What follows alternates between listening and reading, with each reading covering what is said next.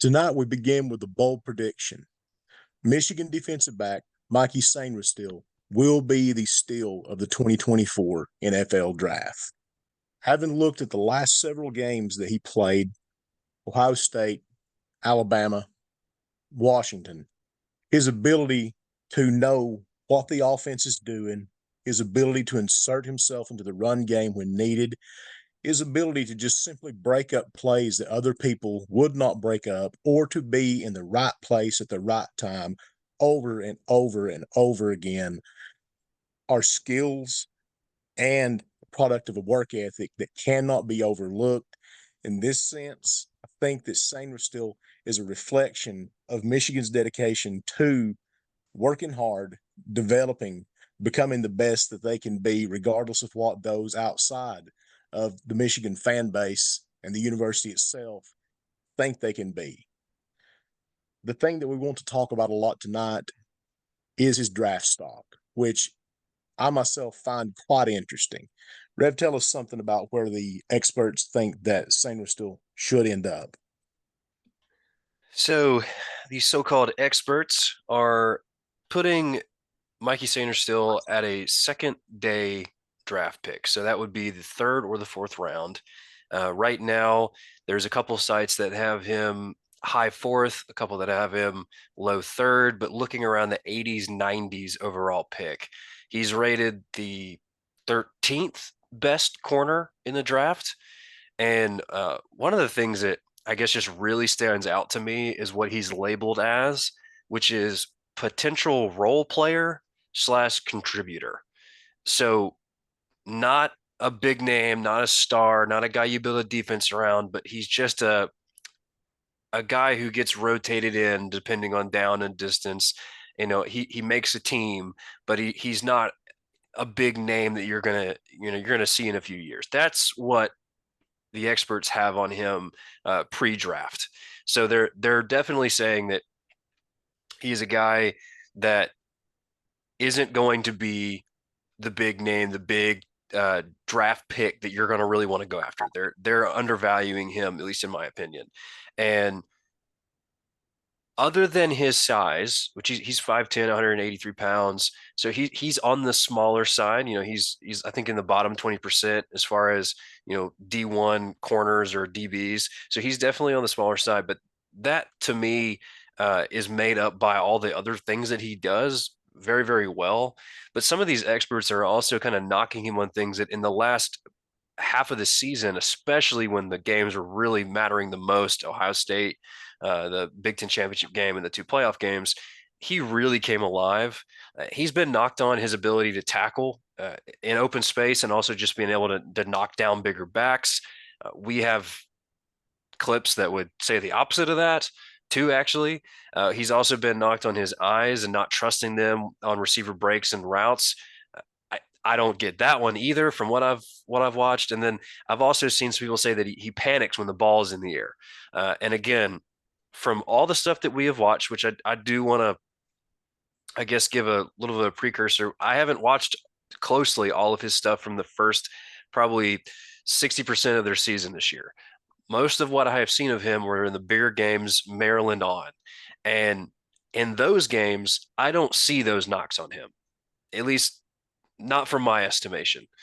So it is very interesting that they seem to have been, it's like this grade existed halfway through the season and then it hasn't been updated, but what I'm reading has been updated not that long ago. Yeah, the one that I think stands out is like what the Bleacher Report statement on Sainristil's draft stock or what the negative aspects are of his draft, I guess, rating would be. And I'm just going to read them off. It says struggles with open field tackling, lacks the size and strength necessary to take down bigger backs, will stop his feet and dive at ball carriers, can be slow out of breaks, doesn't always trust his eyes when breaking on receivers, often looks for verification with the ball in the air. And the I just want to let's just go ahead and look at some of that Ohio State film, because one of the things that I'm a firm believer in, I want to see a player play in the biggest circumstances that he can play in. Now, we have to step back and say, of course, Michigan plays in the Big Ten championship. Michigan plays Alabama in the Rose Bowl semifinal game, and then they play Washington in the national championship. I understand that the stage kept getting bigger, but it doesn't really get much bigger than a Michigan Ohio State game where the Mm. winner knows that they have really done themselves a favor in terms of getting into the playoff. And as you know, many people have mentioned on the Georgia Michigan film that we put up today, kind of the speculative film, you lose this game, you're out. Just like I think that the Ohio State fans had to embrace that they lose this game, they're out. The Georgia fans, had to embrace the fact they lose the SEC, they're out. Any loss at this point eliminates you. It's every game becomes an unofficial playoff because people are getting knocked out. So I like to see what players do when the season's on the line. And we're going to show a handful of plays right here that show Mikey Sainristil making some just unbelievable plays that cause us to question right now where that he is being thought of, by the draft experts. Go ahead and roll this one. What do we got going on here? Okay, so it's near the halftime. Uh, Ohio State's trying to get a drive together to either score a touchdown, take the lead, or kick a field goal to keep this thing close. 2nd and 10, ball is on the 42-yard line. Uh, we have uh, we have Marvin Harrison at the top of the screen. Will Johnson was on him the first half of this game. Then Will Johnson went out with an injury, and we'll actually see another play later on where you can see that switch. So to start this game, Mikey was on Emeka Buka, and I think either it was him or a different one, but he was considered to be on the number 3 receiver for Ohio State. And then when Will Johnson goes down, Michigan made the decision to put him onto the number 1 wide receiver, which is what many consider the best receiver in college football, Marvin Harrison Jr.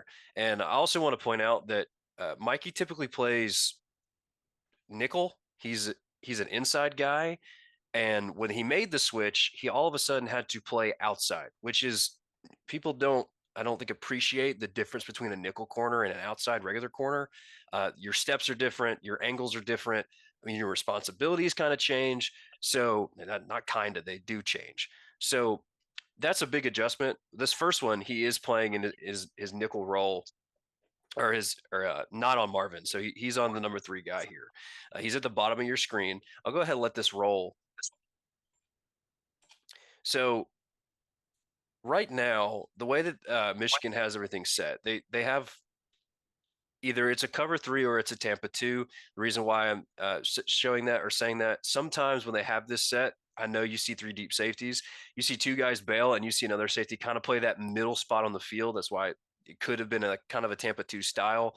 But regardless, they have 3 safeties, 2 immediately bail to depth. And you see Sainristil down here on the bottom of your screen. He's kind of playing this flat area. He's rolling with his receiver. And right here, goes back to what we talk about with Michigan, playing within their role and within their scheme, knowing what's around them, knowing everyone else's responsibility or what they should be doing and what their own is.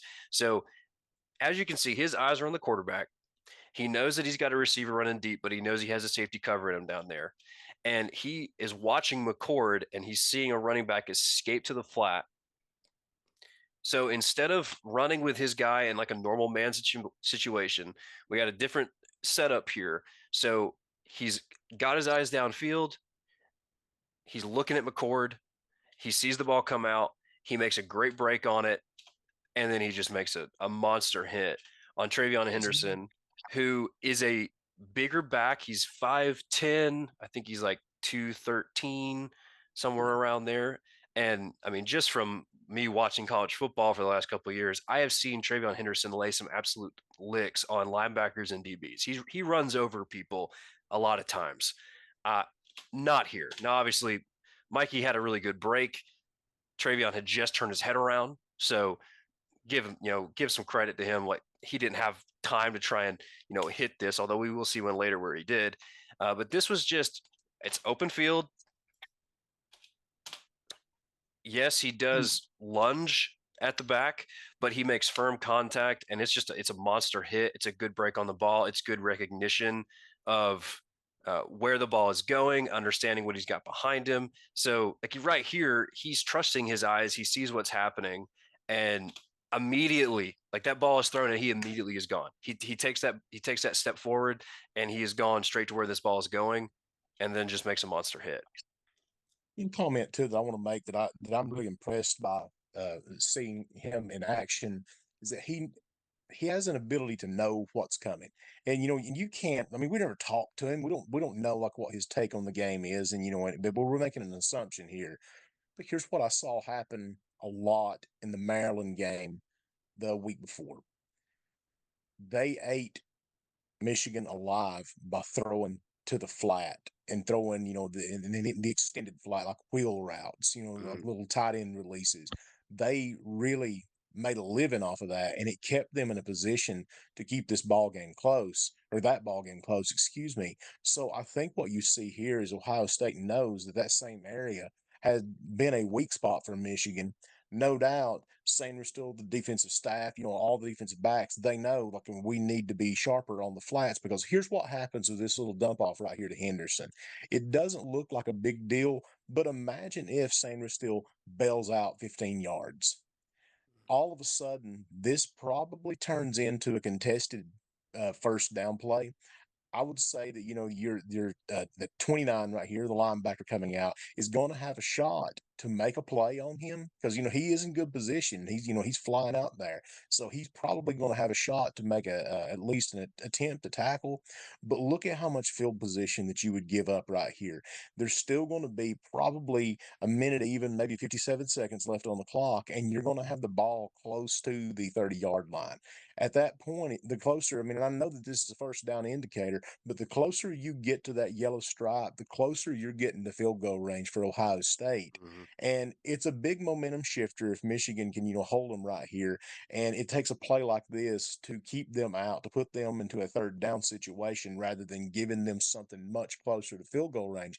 And something that we've talked about a lot that, and I've even seen folks post in the comments that we believe that one of the persistent themes of the Michigan defense has been to really stiffen up in different ways, usually with blitzes whenever they get to field goal range. But right here, I think you see the same thing is that, this is a nuanced coverage right here. They're giving McCord a look that is not the easiest in the world to figure out because, there's some room for confusion right there.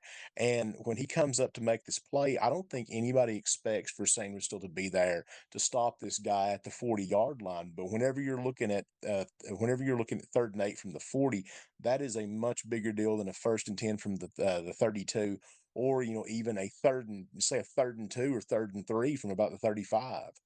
So this is a big time play, big time recognition, and really understanding where he fits into the defensive strategy right here, which is one of the reasons why I think that while he may be a day 2 pick, I think he's really going to make an NFL team proud because of the way that he can fit into a scenario and understand what's going on around him. This is an intelligent football player in addition to all the other attributes that he brings.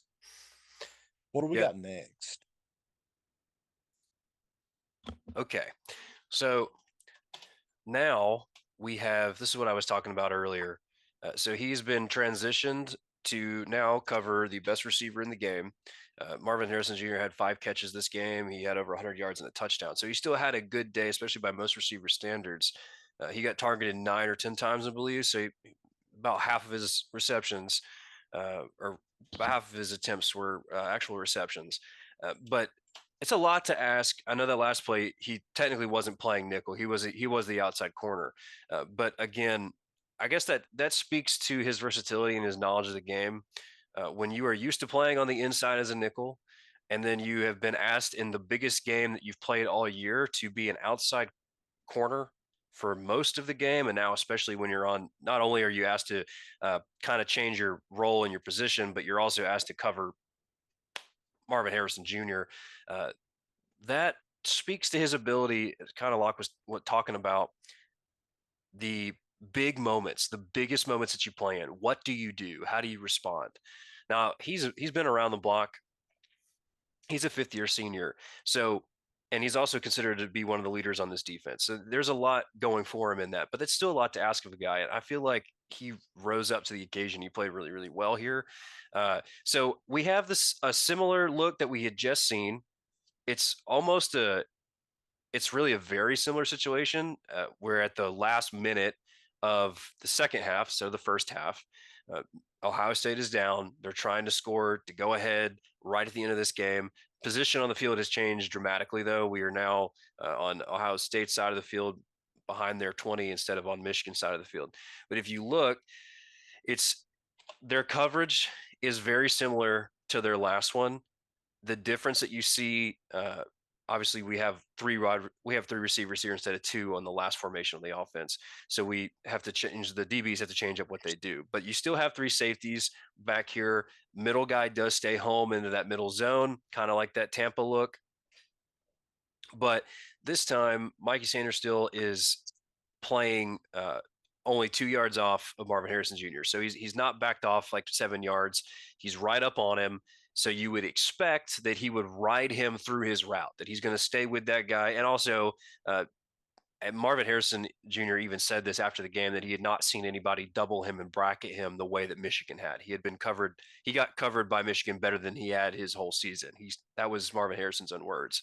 So you would expect then that this is going to be a similar situation, that they're going to have one underneath, like right up on him, and then one over top with the safety.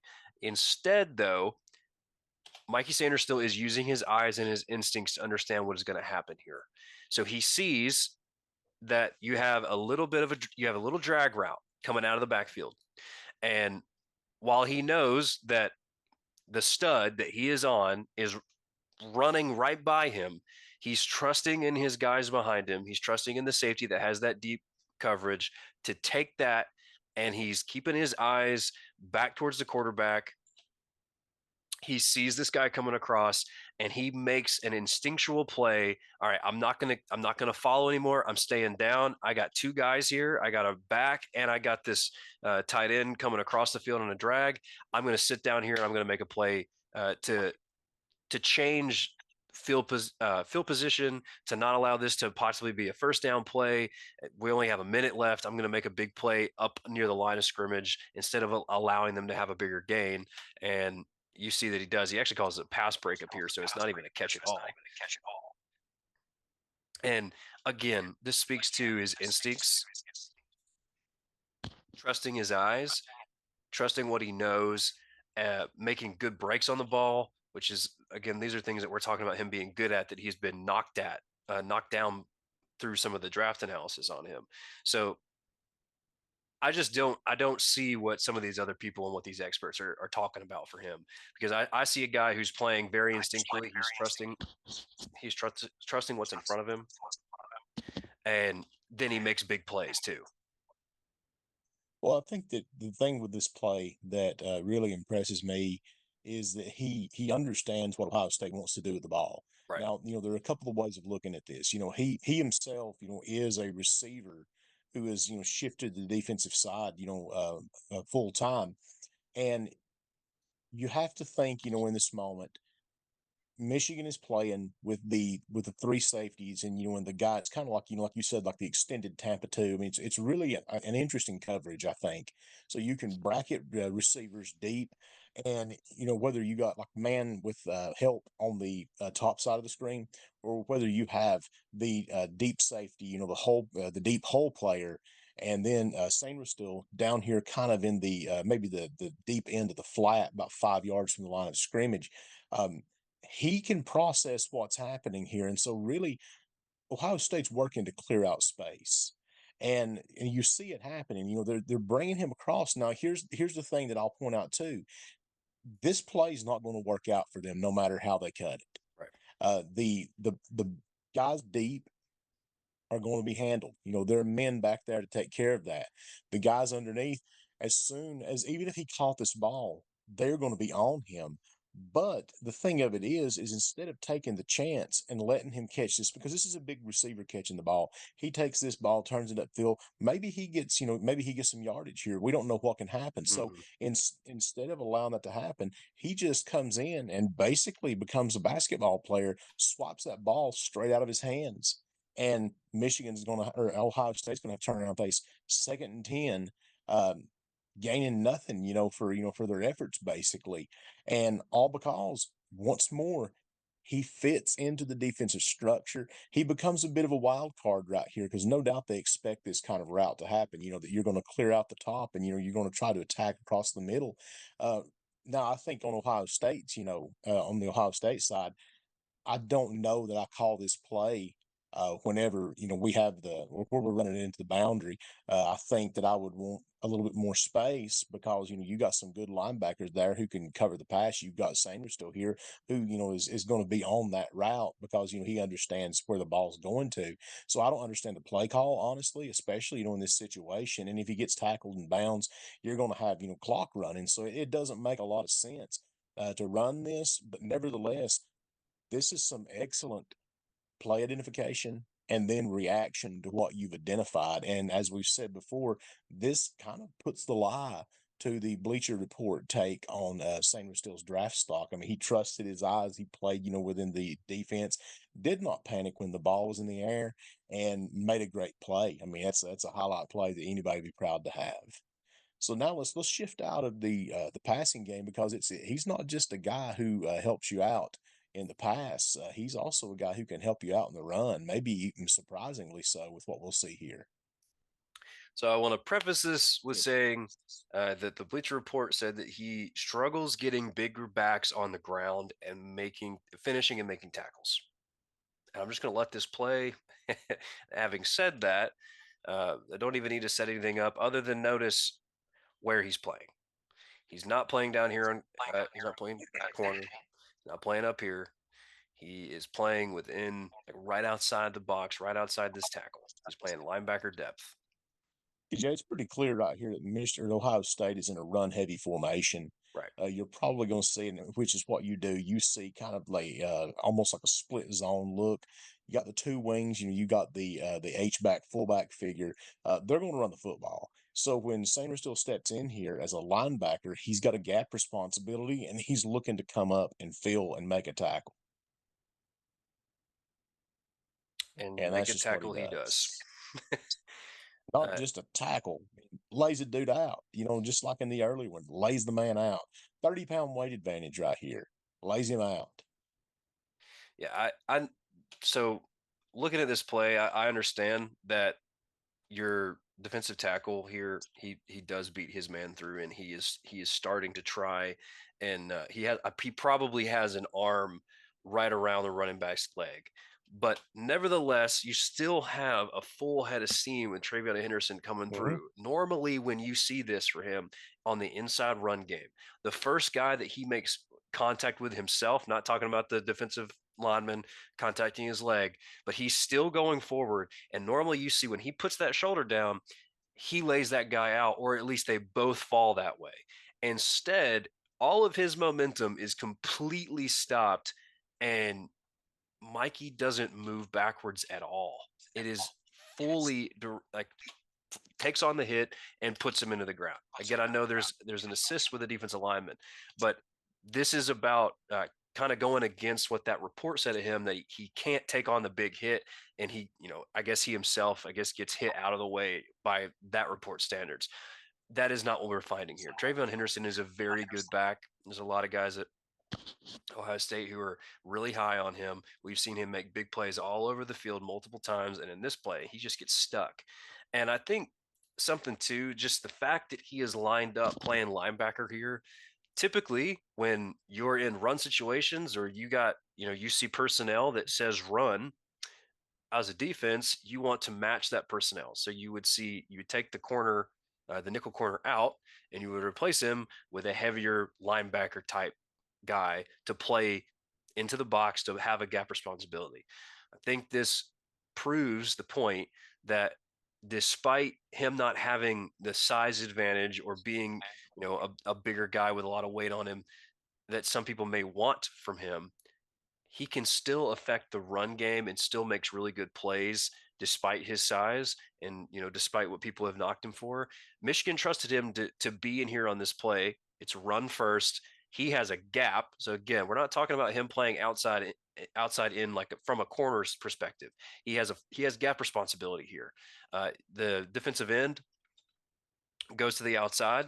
So he has this B gap right here and he's sitting in it. He sees it come straight down. I mean, as a linebacker, like if you were a true linebacker, you would see this gap and you would go straight into it. He does wait a little bit longer. So obviously, trained linebackers are going to hit that hole a little bit harder. At least that's what you would expect him to do. He doesn't do that. But again, we're talking about a guy who plays corner, who is still has a gap responsibility, and then when he makes contact, he makes very good contact. So If he that doesn't come, if he doesn't come and make that tackle, that's a nice run. yeah, I absolutely mean, it is. it's honestly it's a good little run if he doesn't come up and make this tackle. If he runs through that gap, it's going to take them a minute to catch him. He's definitely going to have a first down. I'm not saying he's going to break it all the way, but I think that's a definite first down if Sainristil doesn't come up and make this hit. And that's the thing that I think too. Whenever you look at this, and now I'm not sitting here saying that college ball is the same as the NFL. I'm not going to say that Mm. because there is a difference. The NFL, it's a different animal. But at the same time, I think that what you see right here is we have to say this is the highest level that you're going to see um, college ball played at. There are a lot of gentlemen out there on that field that are going to be playing on Sundays. I mean, it is what it is. Albeit they're young, albeit they're in college. There are a lot of these guys that are headed that way. And to think like what you said about the trust that they have leaving him out there, this shows. I mean, he's not a situational player. He's not a role player. He's just a plain old player. Hmm. And whatever they need him to do, Mikey Sainristil was able to step in and do it for Michigan, and that's the reason that he stands out. That's the reason that his name is in so many people's mouths. And as we move on from here, our last clip will be from the national championship game. And one of the things, if you saw any of our earlier stuff that we did when we were previewing bowl games, something that I had been that I was insistent on because I heard so many people like everywhere I turned down here. I'm sure at parts northward it was probably different, but down here it's almost as if the whoever the winner of Texas Washington was, they were going to be like they were anointed like the team of the South. And there was no way Michigan was going to play with Washington. They were going to pick them apart. Just they're too good. And if you watch this Michigan defense for a minute Mm. and thought that, I mean, I question your sanity. And the one place that I pointed to, like of any place on the field that was going to cause the Washington offense trouble, it was the deep safety to the quarterback's right side. They made a fool out of Texas's deep safety over there.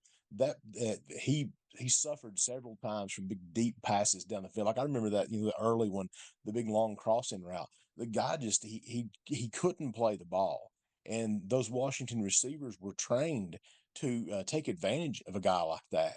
And I said from the get go, whenever after Washington won that game, and really in our first assessment of what we thought was going to go on, I said there is no chance in this world that Penix has that throw available, whether it comes in the form of like the long Y cross, whether it comes in the form of a corner on the same side of the field as Sainristil would be on. There was no way that he was getting that throw. And just watch what happens here. To me, this deep right side seems like it was very much a comfort zone for Michael Penix. And no doubt he wasn't very comfortable because the Michigan front ate him alive, even though they only sacked him once. They put so much pressure on this man all night long that it was pitiful. But he likes that spot, so he's looking down there about the literal numbers 10 on the 10-yard line, and just watch what happens. Once again, Mikey Sainristil, he knows where the ball's going to be at, and he sits back there, and well, this happens. So I just mean, you I want this play out. Go You ahead. couldn't have placed him better. Nope. You couldn't have got him out there and just like video game style dropped him back to a spot and said, just sit here and pick this ball. You couldn't have done it any better. And that's exactly what happened. Because when Penix needed a throw, he knew where he was going to try to put the ball, and he just goes back there and waits on him. Got our corner, turn him back into a post. I mean, I'm talking about the wide receiver right here, Yep. going down Post the corner. going down the numbers. He the corner back to the post. Yep. Or it's really more like he turns it into a go, Yep. and he's just sitting there. That's beautiful, and that's the ball game. Yeah, so he is back into his comfort zone, I guess you could say. He's playing that nickel spot. He's backed off, so he from this perspective, he looks like he's playing safety, but he's playing that inside guy. He's this extra DB on the field, and he just backs straight up into the spot that he knows Penix wants to go to, like Locke is talking about. So again, recognition of what's going on around him. He's very, very smart. Knowing what the offense wants and how to take it away, trust in his eyes, no panic. I mean, I know he jumped there and I guess there was a slight bobble, but whatever. He doesn't panic. The ball's in the air. He's positioned himself perfectly. Also, a heck of a job by 25. This just goes back to the Michigan defense. He's in the throwing lane that would make this an easy throw. So Penix has to sail this a little bit. And I honestly, he's going. It's hard to tell where he's throwing this ball. It seems like he's throwing to 11. He also has that vertical route behind him. But I guess that almost makes this play. I think he's going to 11. But even if he was trying to hit that vertical and he just underthrew it, Mikey Sainristil is in the way of both routes. He's over top of the one coming across him, and he's underneath the one that's going behind him. So he has effectively affected two different routes just by sitting where he's at. If it's an overthrow or an underthrow, it's a pick, and that's what it is. So he does a good job of just his placement and understanding where he needs to be. He has good ball handling skills, and I think this was his fifth pick of the year, fifth or sixth, and it sealed the national championship game. I really wish he would have got into the end zone at the end here.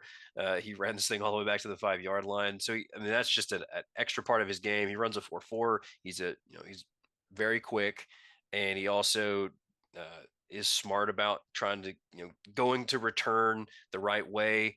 I don't know how many times I see DBs make a pick and they seem to run straight into opposing players for some reason. NFL and college, I see that. He does a good job of trying to get into space and actually returning this pick, and he does very, very well at that. So just again, we're seeing things that would contradict what the scouting report is on him, and we understand that we're just talking about a couple different games and a couple different plays. We're not talking about the full season's body of work. But to us, his evolution of his game and his moments in the biggest games, again, the biggest rivalry game probably in college football, especially this last year, two undefeated teams, number 2 and number 3, uh, their own Big Ten championship, and then 2 playoff games. So the biggest games that he's playing in, he shines the brightest. And that to me is indicative of kind of the player that he is, that when you need him to cause a spark, you need him to make a big play, he's able to do it. And he's not just a role player. He's a guy that can do a lot on the field in a couple different positions. Most likely he's going to be going into the draft as a nickel corner. That's what he's most comfortable with. But if you need him on the outside, he can do that. If you need him to come in on run stop, he can do that. He has a very versatile skill set. He's quick. He's good in the air. And as far as we've seen, he is a good tackler. I know that scouting reports say differently, but I would say that he does a really good job of finding the ball, and he does a really good job of putting ball carriers on the ground. We think that he is going to be the steal of the draft because he's a guy who could really have some major effect on a defense. Not to mention his smarts. His DB coach and everybody else has just kind of been glowing about his ability to understand what's going on. We've seen that here in this film. To know what's going on around him, to know what people's roles are, to know what the offense is doing. Again, his receiver background helps him with that. But he's a very heady guy. He's very talented, and I think all of those things together means that whoever takes a chance on him, whether it's a little bit earlier because maybe somebody's evaluating him and they like what they see more, or if he really is a third, fourth round guy, they're not going to have to pay a lot of money to a guy who deserves it, because I think this guy is going to really affect some change on some defense in the NFL in just a couple of years. I agree with everything you just said. I mean, this guy's a ball player. Somebody's going to be really, really glad that they picked him up. And, I'm glad that we got to see him perform at such a high level, here when it really counted. So like we said, we think Mikey Sainristil will be a steal, absolute steal in the upcoming draft. That's all we have for you tonight. Stay locked in, folks.